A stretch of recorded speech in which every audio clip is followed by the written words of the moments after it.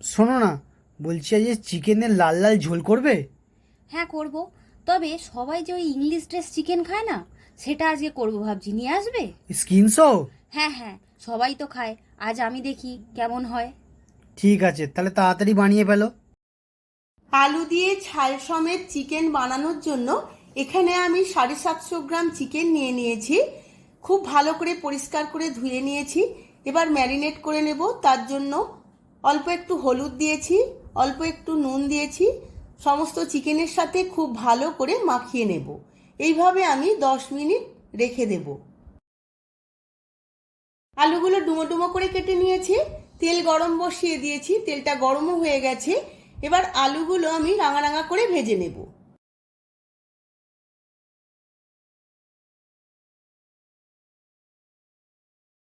আলুগুলো রাঙা রাঙা করে ভাজা হয়ে গেছে। এবার তেল ছেঁকে তুলে নেব।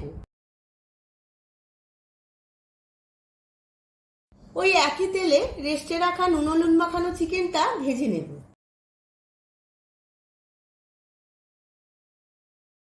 চিকেনটা ভেজে রান্না করলে কষানোর সময় ভেঙেও যাবে না, আর এর স্বাদও খুব ভালো হয়। অনেক সময় না ভেজে কষালে কষাতে কষাতে সিদ্ধ হয়ে চিকেন ভেঙে যায়। সমস্ত চিকেনগুলো হালকা করে ভেজে নিয়েছি। এবার তেল ছেঁকে তুলে নেব।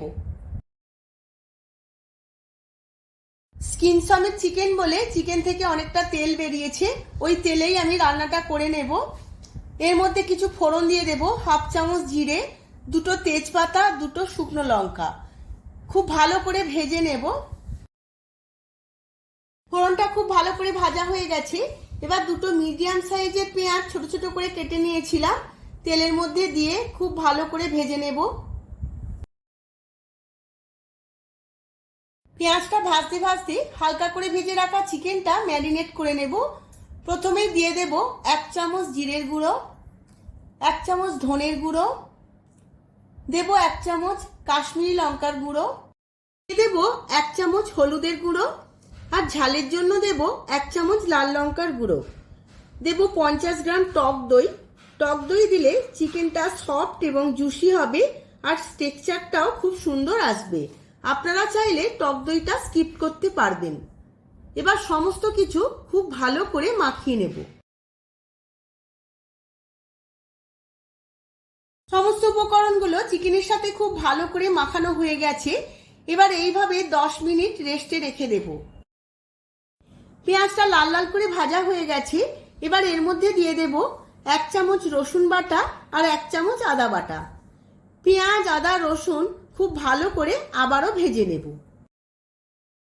পেঁয়াজের সাথে আদা আর রসুন খুব ভালো করে ভেজে নেব বা কষিয়ে নেব, যাতে আদা আর রসুনের কাঁচা গন্ধটা চলে যায়।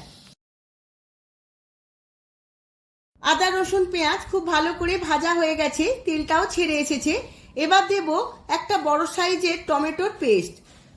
সমস্ত কিছুর সাথে টমেটোর পেস্টও আমি খুব ভালো করে কষিয়ে নেব। উপকরণগুলো কষাতে কষাতে দিয়ে দেব স্বাদের ব্যালেন্সের জন্য 1/2 চামচ চিনি। চিনিটা খুব ভালো করে মিশিয়ে নেব। আবারও আমি 10 মিনিট কষিয়ে নেব। উপকরণগুলো 10 মিনিট খুব ভালো করে কষানো হয়ে গেছে। এবার দিয়ে দেব ভেজে রাখা আলু। আলুর সাথেও আমি আরো 2-3 মিনিট কষিয়ে নেব। দেখুন বন্ধুরা, তেলটাও কত সুন্দর ছেড়ে এসেছে।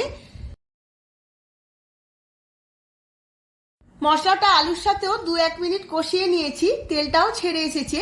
এবার সমস্ত ম্যারিনেট করা চিকেনটা আমি এর মধ্যে দিয়ে দেব।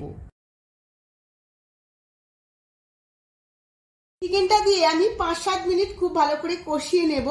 যেহেতু আমি চিকেনটা ভেজে নিয়েছিলাম, তাই এই সময় বেশি কষাবার দরকার হবে না।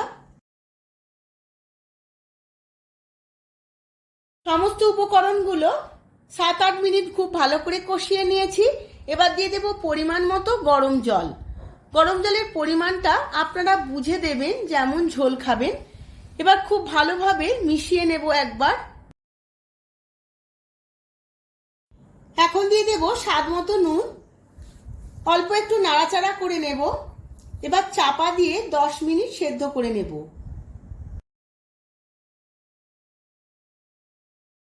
10 10 মিনিট চাপা দিয়ে সেদ্ধ করে নেওয়ার পর চিকেনটা খুব ভালো করে সেদ্ধ হয়ে গেছে, আলুটাও সেদ্ধ হয়ে গেছে।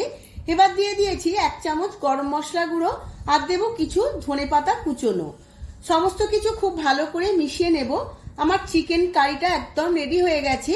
এবার 10 মিনিট পরে আমি সার্ভ করে নেব। মাংসটা তুমি খাসা বানিয়েছো, দুগাল ভাত বেশি খাবো আজ। হ্যাঁ হ্যাঁ, তাই খাও, তোমাকে দুগাল ভাত বেশিই আজকে দিচ্ছি। বন্ধুরা, ভিডিওটা যদি ভালো লেগে থাকে অবশ্যই লাইক কমেন্ট শেয়ার করতে ভুলবেন না। আবার দেখা হবে পরবর্তী ভিডিওতে নতুন কোনো রেসিপি নিয়ে। আজ তবে আসি, ধন্যবাদ।